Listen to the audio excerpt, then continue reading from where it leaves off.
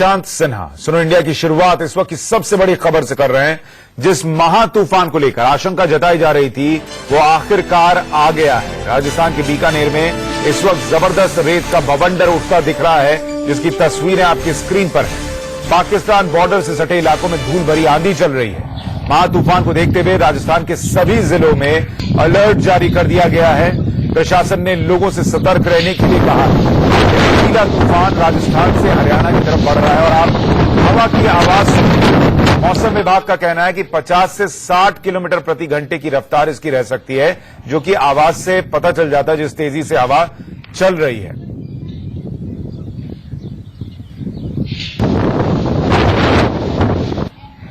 पहले बीकानेर के खाजूवाला कस्बे में तेज हवाओं के साथ आंधी और बादल गरजने शुरू हुए।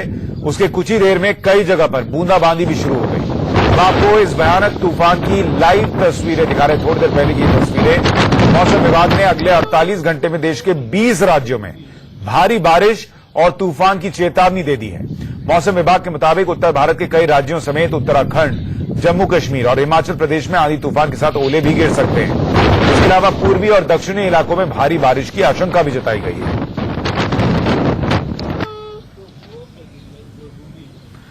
तो जिस तूफान की बात हो रही थी वो तूफान बीकानेर पहुंच चुका है। उसकी तस्वीरें हम आपको दिखा रहे हैं। मौसम विभाग ने अलर्ट जारी किया है। तेज हवाएं चलेंगी, ओलावृष्टि हो सकती है और धूल भरी आंधी चल सकती है, जिसका जिक्र है। बिजलियां कड़केंगी, इसके बारे में भी मौसम विभाग कह रहा है।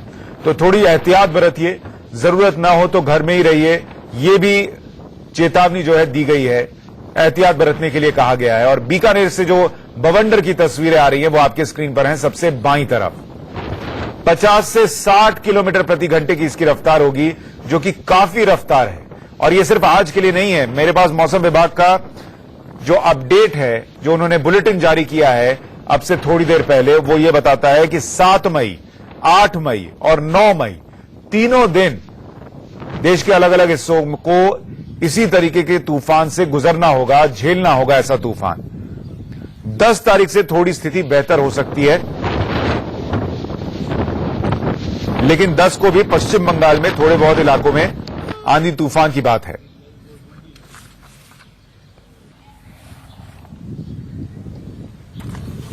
तो इस वक्त की सबसे बड़ी खबर हम आपको बता रहे हैं।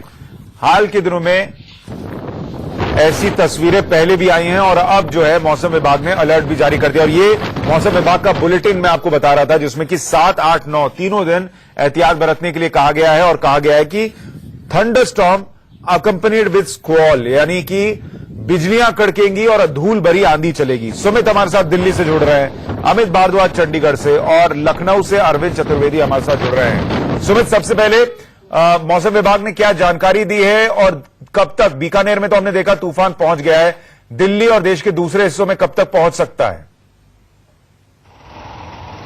देखिए, अभी तक जो इसका समय है या फिर ऐसे निर्धारित चीजें नहीं बताई है, लेकिन कहा गया कि अगले 48 घंटे जो हैं वो काफी ज्यादा अलर्ट सिचुएशन पे रखे गए हैं सुशांत, क्योंकि लगातार जैसा बीकानेर या फिर हरियाणा के कई जगहों में तेज हवाएं चलने की शुरुआत जो हुई है, उससे लग रहा है कि शायद रात तक, देर रात तक या फिर सुबह तक जो ये हवाएं हैं वो दिल्ली तक पहुंच सके। और लगातार इस चीज के लिए अलर्ट भी जारी किया गया, न सिर्फ दिल्ली बल्कि दिल्ली एनसीआर के कई इलाकों के अंदर, नोएडा हो या दूसरी जगहों पर इस बातों के लिए अलर्ट, यानी बिजली विभाग हो या दूसरे जो विभाग हैं वो लगातार अलर्ट पर रहेंगे।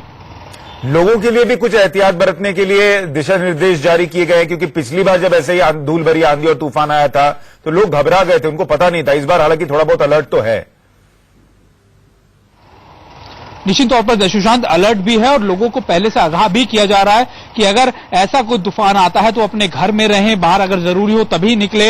या फिर दूसरी एहतियात के तौर पर जो स्कूल है, हमने देखा हरियाणा में स्कूलों की छुट्टी कर दी गई, या फिर बच्चों के जो स्कूल है उनके अंदर कहा गया है कि अगर ऐसा कुछ आता है तो कैसे उस पर अलर्ट पे रहे। तो इन सभी चीजों को देखते हुए अलग अलग डिपार्टमेंट, चाहे वो आपका नेशनल डिजास्टर डिपार्टमेंट हो, चाहे आपका जो बिजली विभाग है, हम बता रहे हैं कि वो अलर्ट पे, सभी विभागों को अलर्ट पे रहा गया कि अगर कोई ऐसी सिचुएशन पड़ती है या फिर ऐसे आता है तो वो तुरंत उसका मुकाबला कर सके। ठीक है, अरविंद चतुर्वेदी हमारे साथ लखनऊ से हैं। अरविंद, वहां लखनऊ में किस तरीके की स्थिति है अभी? क्या वहां भी तूफान की कुछ सुगबुगाहट आपको महसूस हो रही है और किस तरीके की तैयारी है सरकार की इससे निपटने के लिए? सुशांत, अगर देखें पिछले दिनों का जो रिकॉर्ड था 24 जिलों में जिस तरीके से धूल भरी आंधी से इतने सारे लोगों की मौत हुई, तो प्रशासन पूरी तरीके से अलर्ट है, खासतौर पे पश्चिम उत्तर प्रदेश को लेके।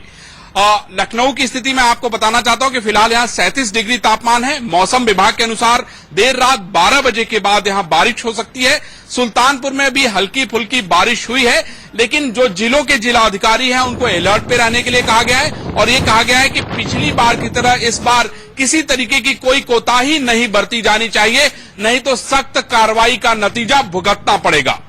बिल्कुल, और तस्वीरें आप देखिए, तस्वीरें देखकर मन में चिंता बढ़ जाती है कि तूफान कितना नुकसान पहुंचा सकता है। हालांकि एहतियात बरतिए, इससे आप बच सकते हैं। हमारे साथ अमित भारद्वाज चंडीगढ़ से हैं। अमित, वहां चंडीगढ़ की क्या स्थिति है?